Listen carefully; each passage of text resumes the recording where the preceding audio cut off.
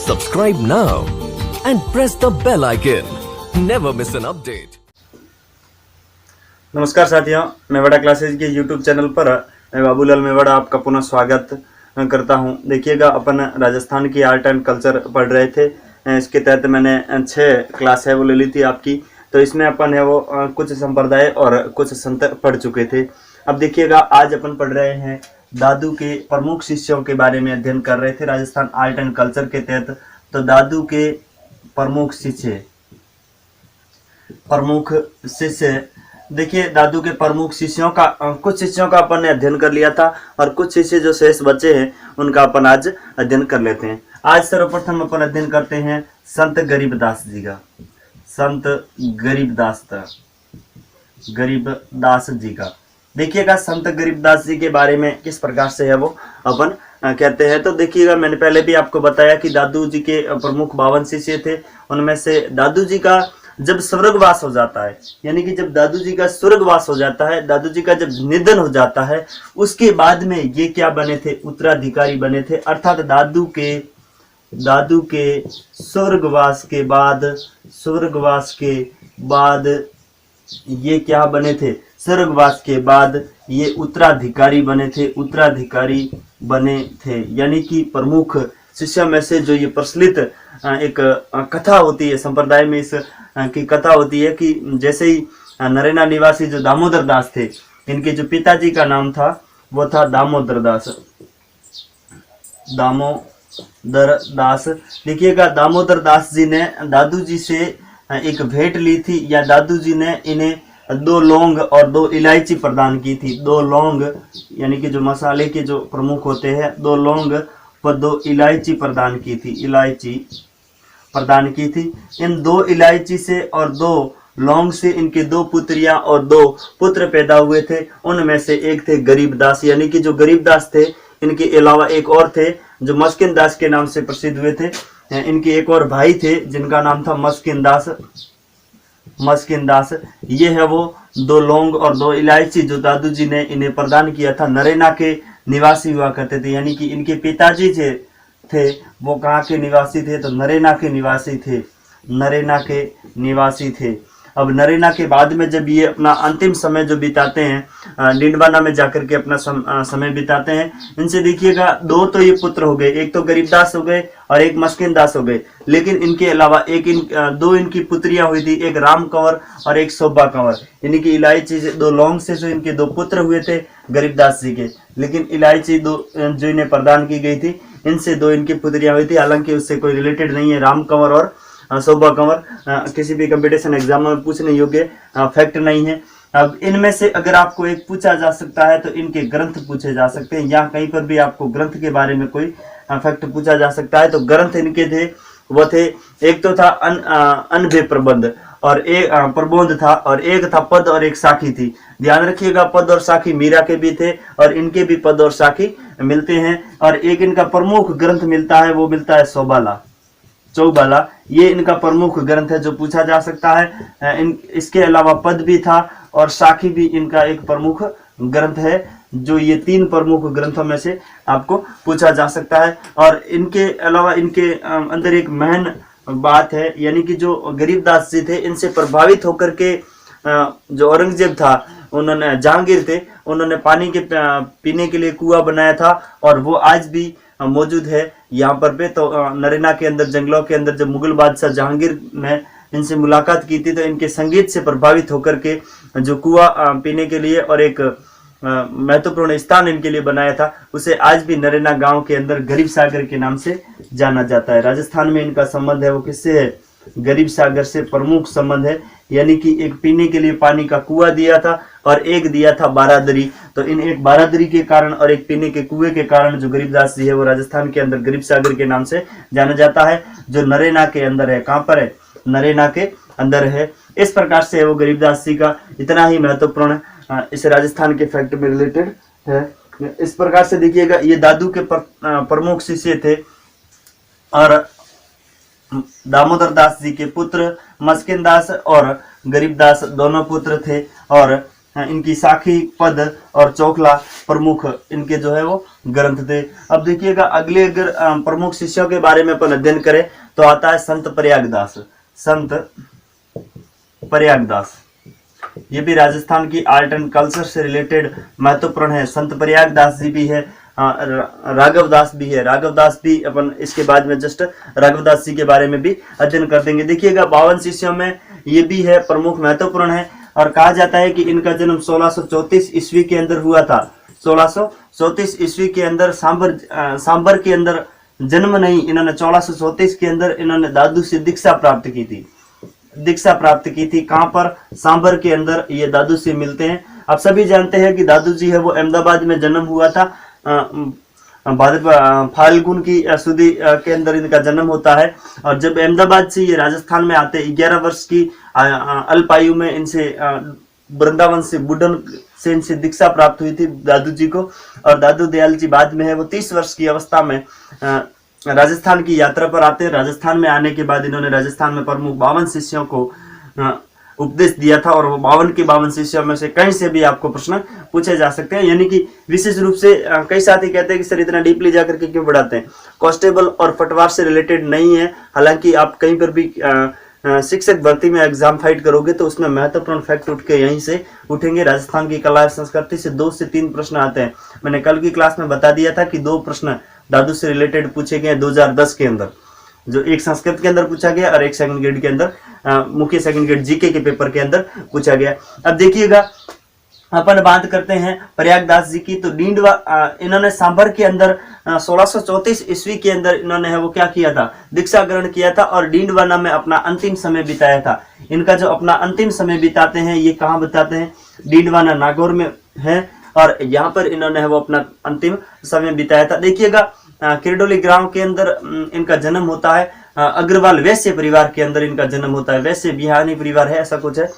ये बिहानी गोत्र के थे और दादू जी के मिलने से पहले ये घूमते घामते थे, मतलब एक साधु के वेश में घूमा करते थे। लेकिन दादू जी से दीक्षा मिलने के बाद में प्रयागदास जी है वो कहते हैं कि एक बार भजन गाते हुए 1663 विक्रम संवत 1663 की आषाढ़ सुदी सप्तम को इनको वो दादू जी से प्रख्यात होकर के ये फतेहपुर सीकरी पधारे थे। कहाँ गए थे? डींडवाना से पहले ये कहाँ गए थे? फतेहपुर आए थे, फतेहपुर सीकरी। तो फतेहपुर में जब इन्होंने अपना अंतिम समय बिताया था, जब ये मथुरा दास जी इनके पुत्र हुए थे, वहीं पर इनका वो समाधि स्थल बना हुआ फतेहपुर सीकरी के अंदर।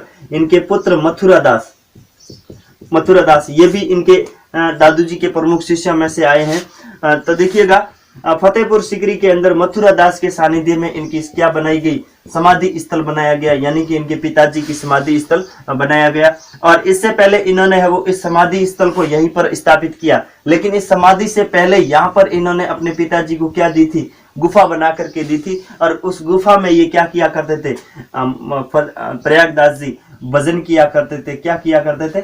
भजन किया करते थे, भजन कीर्तन वगैरह किया करते थे। इसके अलावा फतेहपुर सीकरी के अंदर जब इनका निधन हो जाता है, जब ये समाधि ले लेते हैं, तो इनके निधन के बाद में जो आते हैं, इनका जो उत्तराधिकारी यानी कि राजगद्दी पर जो इनके बैठता है वो बैठता है रामदास। तो रामदास जी है वो बाद में है वो इनकी राजगद्दी पर बैठ जाते हैं। इस प्रकार से है वो इनके शिष्यों की परंपरा के अनुसार जो अपने हरिदास निरंजनी को अपने पढ़ा था, तो हरिदास निरंजनी का नाम सर्वप्रथम लिया जाता था। आपको एग्जाम में पूछा जा सकता है कि प्रयागदास जी के जितने भी शिष्य हुए थे वो सर्वप्रथम नाम दादू जी का नहीं बल्कि श्री हरिदास निरंजनी का नाम ये वो सर्वप्रथम लिया करते थे। इनके शिष्यों में रामदास है और रामदास है, मथुरा दास है और इस प्रकार से वो इनके मनदास भी इनके प्रमुख शिष्यों में से हुए थे। एक शंभुदास और है वो भी इनके प्रमुख शिष्यों में से हुए थे। अगला अपन एक और संत के बारे में विश्लेषण से अध्ययन। इस प्रकार से देखिएगा प्रयागदास जी है वो यहीं पर अपन इतनी ही जानकारी आपके कंपटीशन एग्जामों के लिए काफी हो जाती है। अगले अपन एक संत को पढ़ते हैं। जो संत है उस संत के बारे में कहा जाता है कि उस संत ने जब मिलते हैं कोई भी एक छोटे से संतों को, जैसे छोटे छोटे इनके शिष्य हैं, उन शिष्यों के बारे में अपन छोटी छोटी जानकारियां प्राप्त कर लेते हैं। जन गोपाल है, राघवदास है, मैंने अभी आपको बताया था संत राघवदास। तो आप अपन है वो सबसे पहले किसको पढ़ लेते हैं? संत राघवदास को पढ़ लेते हैं, संत राघवदास जी को। अब देखिएगा संत राघवदास जी के बारे में थोड़ी सी जानकारी प्राप्त कर लेते हैं। देखिएगा संत राघवदास जी है वो इनके पर शिष्य हुआ करते थे। ये दादू के क्या थे? पर शिष्य थे। ये दादू जी के पर शिष्य हुआ करते थे। पर का मतलब बाद के जो शिष्य हुए थे वो हुए थे। और इनका एक और नाम मिलता है, वो मिलता है राघोदास। राघोदास, ठीक है ना, गौ के ऊपर डबल ओ की मात्रा हो जाती है। ये दादू के शिष्य हुए थे। अब देखिएगा इनका संबंध अपन किस प्रकार से कह सकते हैं कि ये पर शिष्य बाद में शिष्य हुए थे। तो सुंदरदास बड़े का आपने नाम सुना था, सुंदरदास बड़े के एक शिष्य हुए थे। इनके एक शिष्य हुए थे सुंदरदास बड़े, इनके नहीं, दादू जी के।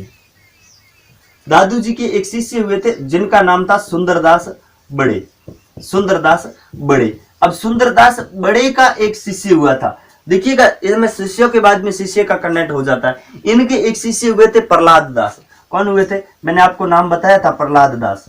अब प्रहलाद दास के ये पौत्र सदस्य थे, पौत्र शिष्य थे। ध्यान में आ गया। देखिएगा इनका संबंध किस प्रकार से, दादू के पर शिष्य किस प्रकार से हुए। ये दादू के शिष्य हुआ करते थे सुंदरदास बड़े, और सुंदरदास बड़े का एक शिष्य था जिनका नाम था प्रहलाद दास, और प्रहलाद दास के पौत्र शिष्य के रूप में ये प्रसिद्ध हुए थे राघवदास। अब देखिएगा कि सर पौत्र सदस्य है फिर भी अपन है वो इनको क्यों लेते हैं, क्योंकि माना जाता है कि इन्होंने हिंदी साहित्य के अंदर महत्वपूर्ण एक भक्तमाला नाम से रचना लिखी है। इसी कारण से ये प्रसिद्ध हुए थे। भक्तमाला हिंदी साहित्य के अंदर एक महत्वपूर्ण रचना है इनके द्वारा लिखी हुई, राघवदास के द्वारा, जो राघवदास के नाम से प्रसिद्ध हुए थे। देखिएगा अपन बात करें तो ये पीपा वंशीय जो सांगल गोत्र के क्षत्रिय हुआ करते थे, जो पीपा के वंशज के रूप में ये प्रसिद्ध हुए थे। लेकिन राघवदास का संबंध एक संत वाजिद से भी है, ध्यान रखना, संत वाजिद। इनका एक शिष्य हुआ था, इसका खुद का एक शिष्य। ये खुद तो किनके शिष्य थे? प्रहलाद के पुत्र शिष्य थे, लेकिन इनका खुद का एक संत हुआ था, संत वाजिद। संत वाजिद, वाजिद। ये जो शिष्य है वाचिद है, ये षटकोण वाला अच्छा है, वाचिद, ध्यान रखना। देखिएगा संत वाचिद, ये जो शिष्य है ये एक प्रकार के मुसलमान थे, मुसलमान संत हुआ करते थे। अब मुसलमान राघवदास जी के अनुसार ये है वो किनके शिष्य थे? संत वाजिद। इनके अनुसार ये शिष्य किनके थे? दादू जी के ये शिष्य हुआ करते थे। इन्होंने है वो वर्णन किया है, जो अपनी प्रमुख रचनाओं के माध्यम से इनको है वो रचना देते। देखिएगा अब सबसे महत्वपूर्ण बात यह है कि सबसे पहली बात है कि एक तो ये भक्तमाला जो हिंदी साहित्य की प्रमुख रचना है, हिंदी साहित्य की प्रमुख रचना के बाद में ये प्रमुख हुए थे, हिंदी साहित्य की रचना के बाद। लेकिन अगर अपन बात करें हिंदी साहित्य से भी एक इनका मिलाप हो जाता है राघवदास जी का, अपन आर्ट एंड कल्चर के तहत पढ़ते। लेकिन इसके अलावा भी अगर अपन बात करें तो ये वैष्णव संप्रदाय को पहले, मतलब एक ये पहले किसके रिलेटेड थे? ये पहले है वो किससे थे? वैष्णव से थे। लेकिन बाद में जब दादू जी से मिलते हैं, दादू जी से दीक्षा प्राप्त करने के बाद में ये दादू पंथी हो जाते हैं। इस प्रकार से है वो राघवदास है वो क्या है? महत्वपूर्ण हो जाते हैं। एक और अपन शिष्य के बारे में अपन अध्ययन कर लेते हैं। छोटे छोटे शिष्य अपन बचे हैं। कल है वो, कल या आज की इसी की क्लास में मैं कोशिश करूंगा कि चरणदास जी को अपन पढ़ लेंगे। चरणदास जी को शिष्य और इनके प्रमुख शिष्यों के बारे में। अब देखिएगा एक प्रमुख शिष्य पढ़ लेते हैं, छोटा सा शिष्य है जिसका नाम है संत बसना, ठीक है ना। संत बसना या वसना अपन कुछ भी कह सकते हैं, तो संत बसना। अब संत बसना के बारे में कोई जानकारी आपको याद रखने योग्य नहीं है। इनका जन्म मृत्यु दोनों के दोनों नरेनाम में होते हैं, और इन्होंने कहा जाता है कि होली के अंदर ये गीत गा रहे थे। इधर से दादू जी ने आते समय है वो इनको क्या दे दिया था? उपदेश दे दिया था, और उपदेश देने के बाद में ये है वो वैराग्य हो जाते हैं, और उसके बाद में दादू जी के शिष्य हो जाते हैं। और इसके अलावा कोई महत्वपूर्ण जानकारी नहीं है। देखिएगा एक संत और है, संत जन गोपाल। ये महत्वपूर्ण शिष्यों के रूप में जाने जाते हैं, संत जन गोपाल। जन गोपाल, देखिएगा संत जन गोपाल के बारे में अपन क्यों पढ़ते? क्योंकि संत जो जन गोपाल है ये दादू के शिष्य थे। इन्होंने भी हिंदी साहित्य के अंदर दादू जी की जन्म लीला परिचय लिखी है। इन्होंने है वो क्या लिखी है? दादू जी की या दादू की जन्म लीला परिचय लिखी है। ध्यान रखना, दादू वाणी इन्होंने नहीं लिखी है। दादू वाणी जो लिखी है वो लिखी है संत रजब ने, जो आजीवन राजस्थान के अंदर दूल्हे के रूप में रहे थे। क्योंकि एक बार इन्होंने जब सांभर के आमेर के अंदर ये जब विवाह के लिए जाते हैं संत रजब जी, उस समय उन्होंने विवाह के लिए जा रहे थे, तो बीच में दादू जी से मिलन हो जाता है, और मिलन के बाद में उन्होंने अपना विचार है वो क्या कर दिया था? त्याग दिया था। और इस प्रकार से वो संत रजब जी क्या रहते हैं, आजीवन राजस्थान के एकमात्र संत जो आजीवन दूल्हे के रूप में रहे थे। और उन्होंने संत दादू वाणी के रूप में लिखा था। और इन्होंने लिखी थी दादू की जन्म लीला परिचय, जो है वो राघव दास जी के बाद में अपन पढ़ रहे थे, जन गोपाल दास जी ने लिखा था। देखिएगा इनका अगर निवास की बात करें तो ये है वो इनका आमेर के निकटवर्ती फतेहपुर सीकरी के अंदर ये निवास किया करते थे। और दादू से दीक्षा लेने के बाद में ये डींडवाना जाते हैं। पहले ये निवास तो कहाँ रहते हैं, सीकरी के अंदर रहते हैं, फतेहपुर सीकरी के अंदर। कहाँ रहते हैं, फतेहपुर सीकरी के अंदर। लेकिन जब दीक्षा प्राप्त करने के बाद में, दीक्षा उपरांत यानी कि दीक्षा के बाद में ये कहाँ जाते हैं, डींडवाना चले जाते हैं। कहाँ चले जाते हैं, डींडवाना, नागौर के अंदर है वो, ये अपने कर्म स्थली को बना लेते हैं, यानी कि यहाँ पर इन्होंने वो निवास किया था। एक और संत को पढ़ते हैं, संत भीषण। सभी संतों को पढ़ना जरूरी है, क्योंकि किसी भी संत में से किसी भी कृति को दे सकते हैं। संत भीषण ये भी दादू के परशिष्य थे, और ये भी फतेहपुर, अब फतेहपुर सीकरी की बात आ रही है तो जितने भी फतेहपुर सीकरी के हैं वो सारे के सारे शिष्य, मेरे अनुसार महत्वपूर्ण शिष्य में से ये एक ही बाकी शिष्य बचा है। इन शिष्यों के बाद में कोई शिष्य नहीं बचता, क्योंकि सर्वांग बावनी जो है वो इन्होंने लिखी थी। और सर्वांग बावनी लिखने के कारण इस शिष्य को क्या कहा जाता है, सर्वांग बावनी के नाम से जाना जाता है। बाकी ये फतेहपुर के से निवासी हुआ करते थे। और इन्होंने भारतीय नाममाला नामक एक ग्रंथ लिखा है, इनमें से रचनाएं की है। बाकी इसमें से कोई रिलेटेड टॉपिक नहीं है। इस प्रकार से दादू जी के बारे में, जो दादू जी का जन्म फाल्गुन सुदी दूज को गुरुवार के दिन अहमदाबाद में हुआ था। और कहा जाता है कि अहमदाबाद से ये जब वृंदावन जाते हैं तो 11 वर्ष की आयु में बुड्ढन जी से मिलते हैं। बुड्ढन जी से मिलने के बाद में बुड्ढन जी से इन्हें दीक्षा प्राप्त हुई। और 30 वर्ष की नाम मात्र आयु में सांबर के अंदर, सांबर राजस्थान के अंदर ये वो यात्रा कहाँ करते हैं, राजस्थान की यात्रा करते हैं। और इन्होंने ब्रह्म संप्रदाय की स्थापना की थी। पहले ये ब्रह्म संप्रदाय से रिलेटेड रखते थे। ब्रह्म संप्रदाय की स्थापना करने के बाद में, नींव रखने के बाद में, ब्रह्म संप्रदाय कालांतर के बाद में, यानी कि ब्रह्म संप्रदाय के बाद में ये परब्रह्म संप्रदाय के नाम से जाना जाने लगा। और परम ब्रह्म के बाद में इन लोगों के माध्यम से या इन शिष्यों के माध्यम से एक दादू पंथ की स्थापना करते हैं। इसीलिए दादू पंथ है वो महत्वपूर्ण के रूप में जाना जाता है। इस प्रकार से है वो दादू जी के प्रमुख शिष्य है वो आज की इस क्लास में अपन समापन की और लेके चलते हैं। कुछ शिष्य बचे हैं तो शरणदास जी का भी अपन आज अध्ययन करने की दूसरी, इसके जस्ट बाद में मैं दूसरी क्लास लेकर के आपके समक्ष रहूंगा।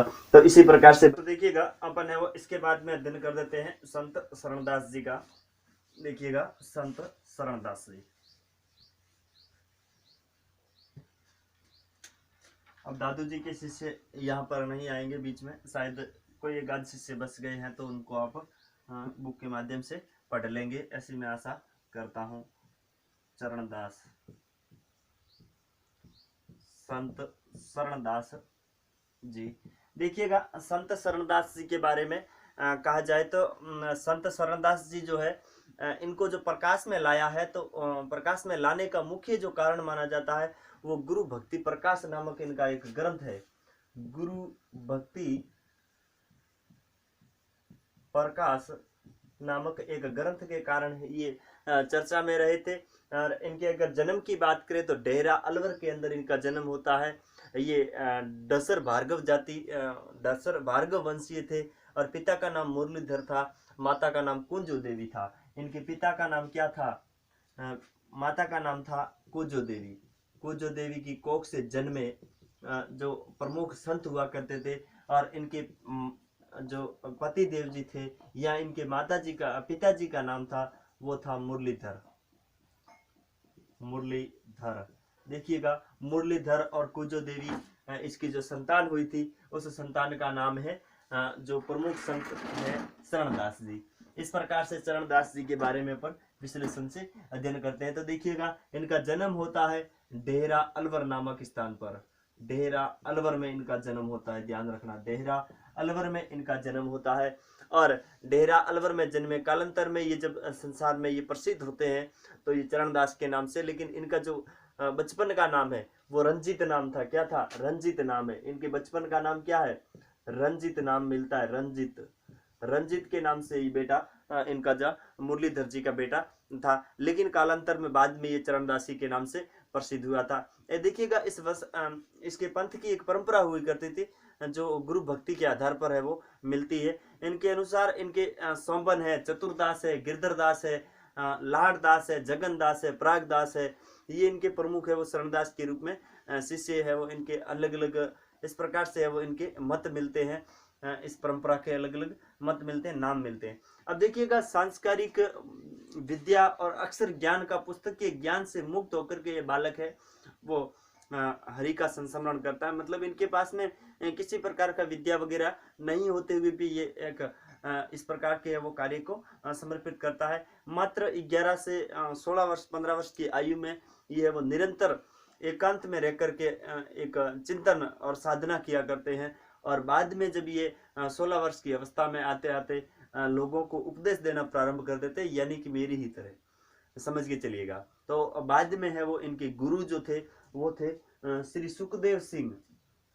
श्री सुखदेव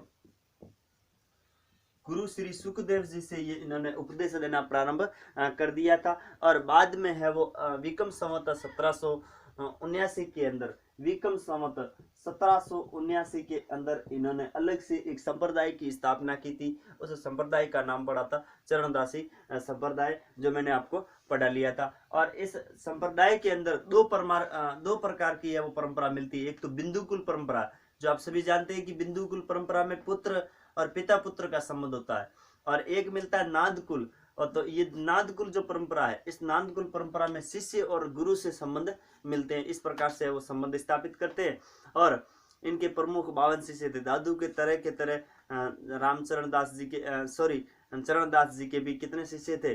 52 शिष्यों के रूप में थे। संत रामचरण जी अलग है। संत रामचरण जी जो है वो ढूंढार प्रदेश से बिलोंग करते हैं। सोडो गांव से इनका जन्म होता है। शाहपुरा के अंदर इनकी प्रमुख शाखा है जो रामचरण जी है, उसके बारे में भी थोड़ी सी जानकारी आपको देने की कोशिश करूंगा। इसके अलावा एक और संत को पढ़ते हैं जिसका नाम है सहजोबाई। संत सहजोबाई। संत सहजोबाई आज है वो अपने संत संप्रदाय को कंप्लीट करते हैं। कल की क्लासों में है वो या तो मैं आपको लोक देवी देवताओं के रूप में पढ़ाऊंगा या फिर दुर्ग के रूप में, ठीक है ना। तो अब अगला पढ़ते हैं संत सहजो देवी। सहजो देवी देखिएगा, एक महिला को अपन ने पढ़ लिया था, वीर शिरोमणि मीरा को पढ़ लिया था। आज है वो इनके बारे में अध्ययन कर देते। देखिएगा शरणदासी संप्रदाय के अंदर सहजो देवी का प्रमुख रूप से नाम लिया जाता है और कहा जाता है कि ये विशेष रूप से इनका नाम या दर्जा इनको दिया जाता है, सम्मान दिया जाता है। और ये भी एक शरणदास जी के जो है वो समान जाति की एक समान जाति की थी। और कहा जाता है कि ये शरणदास जी थे, उनकी फूफेरी बहन लगती थी। फूफेरी बहन लगती है शरणदास जी के, ध्यान रखना। और इस प्रकार से है वो इन्होंने अपनी जो अनूपी देवी थी, अनूपी देवी इनकी बुआ हुआ करती थी, जो दिल्ली से बिलोंग करती है। दिल्ली के अंदर ही इनका जन्म होता है। कहा जाता है कि लमसम 1782 विक्रम संवत 1782 के आसपास इनका जन्म होता है। और सहज प्रकाश ग्रंथ है वो इसके मात्र 18 साल की उम्र में लिखा है। सहज प्रकाश नाम क्या है? सहज प्रकाश। ये एक ध्यान रखना, सहज प्रकाश के बारे में पूछा जा सकता है। तो सहज प्रकाश जो लिखा था वो सहजो देवी ने लिखा था, ध्यान रखना, नाम से ही प्रचलित हो रहा है। मात्र 18 साल की आयु में लिख दिया था। और इनके है वो शिष्यों के बारे में कहे तो इनके 10 शिष्य मिलते हैं, कहीं पर 10 मिलते हैं, ठीक है ना। माना जाता है कि इनके 10 शिष्य ही न थे। मात्र 18 साल की उम्र में सहज लिख दिया था। और इनकी फुफेरी बहन हुआ करती थी। अनूपी देवी इनकी बुआ का ये पुत्री हुआ करती थी। और अगर पिताजी का नाम पूछे तो श्री हरिप्रसाद के नाम से जाना जाता है। इनकी फुफेरी बहन थी अनूपी देवी। अनूपी देवी इनकी माता का नाम था। और पिताजी का नाम पूछे तो श्री हरिदेव जोशी, श्री हरिदेव हरिप्रसाद है, देव नहीं, हरिप्रसाद, श्री हरिप्रसाद के नाम से इनके पिताजी का। अब देखिएगा एक और प्रमुख अपन बात करें तो संत के रूप में पढ़ लेते हैं दयाबाई जी को। दयाबाई, ये भी कौन थी? दयाबाई। देखिएगा दयाबाई के रूप में किस प्रकार से महत्वपूर्ण है दयाबाई। देखिएगा दयाबाई का जन्म है वो, ये भी एक डोसर भार्गव वंशीय थी। और इनका भी अगर अपन बात करें, बचपन में इनका नाम दया कंवर मिलता है, कहीं पर दया दास भी मिलता है, ठीक है। इन्होंने 2-3 नामों का अपने आप समय ने उल्लेख किया है। और कानपुर के लमसम बिटूर और प्रयाग में इन्होंने यात्राएं की थी। कानपुर के अंदर भी इन्होंने प्रमुख यात्राएं की है और उन यात्राओं में इन्होंने उल्लेख भी किया है। देखिएगा आपकी कृपा से बोर्ड पर समस्या आ रही थी देखने में, तो शायद आशा करता हूँ लाइट भी आ चुकी है।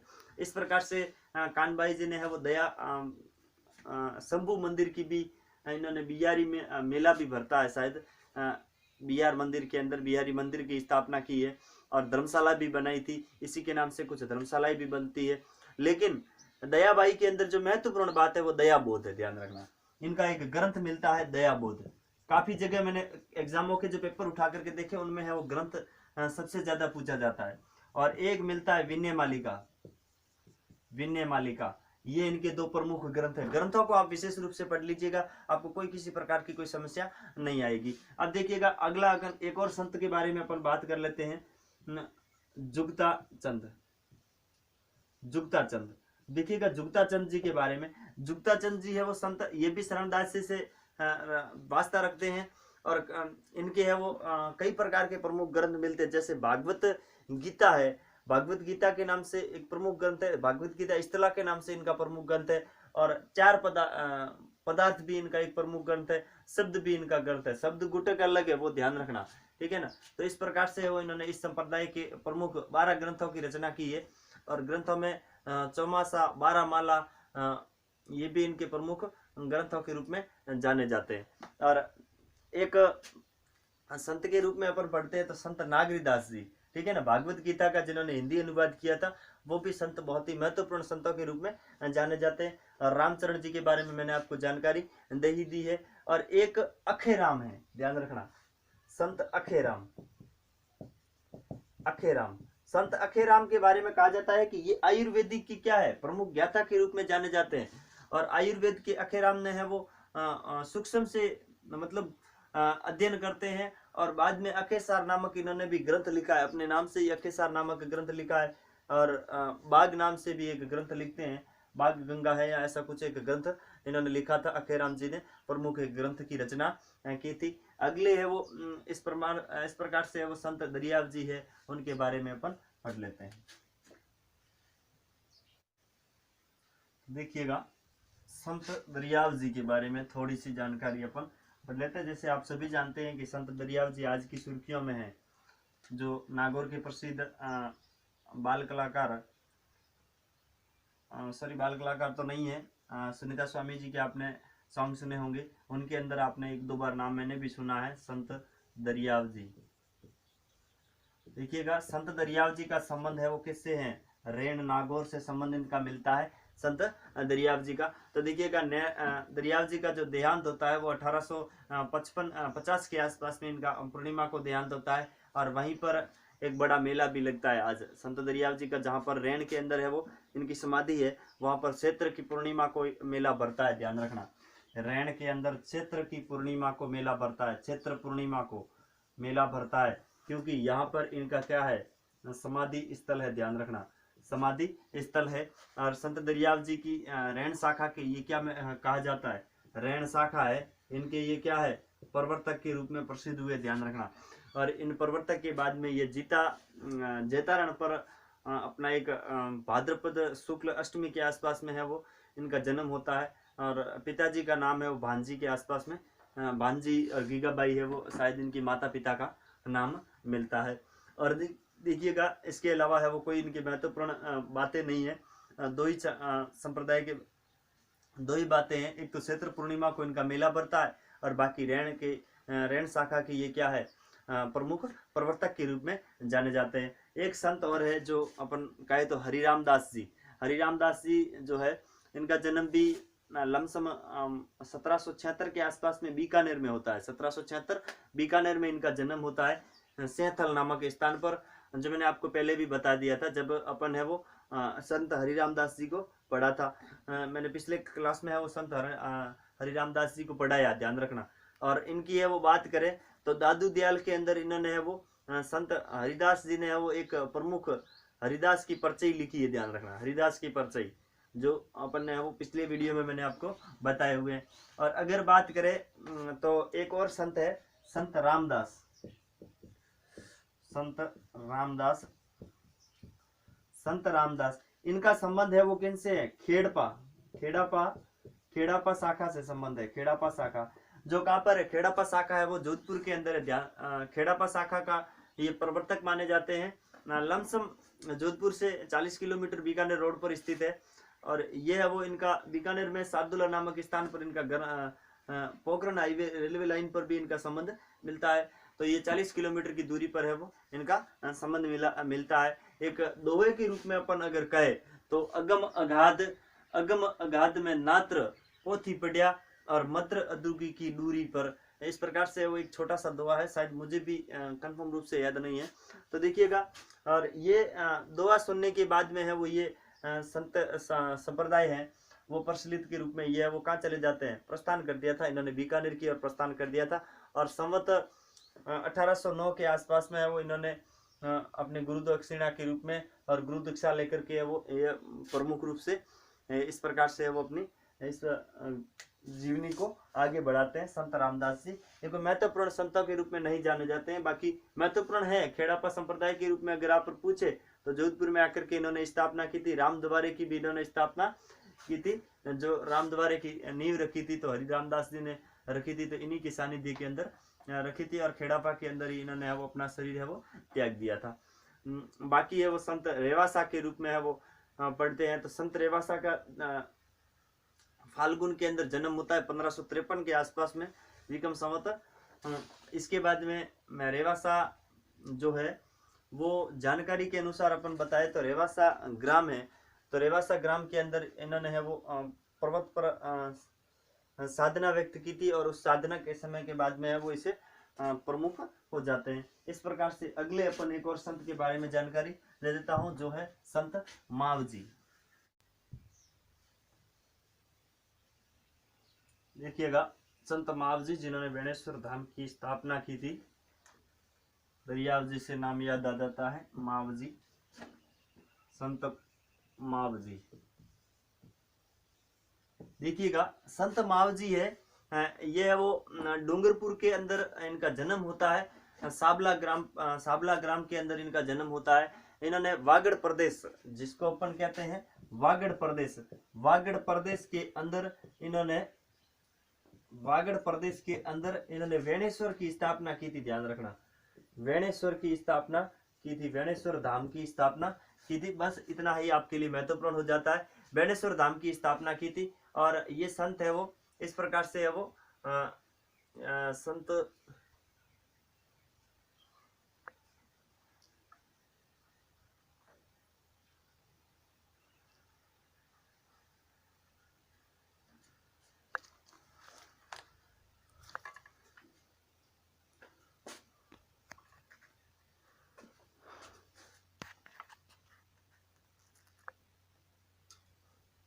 देखिएगा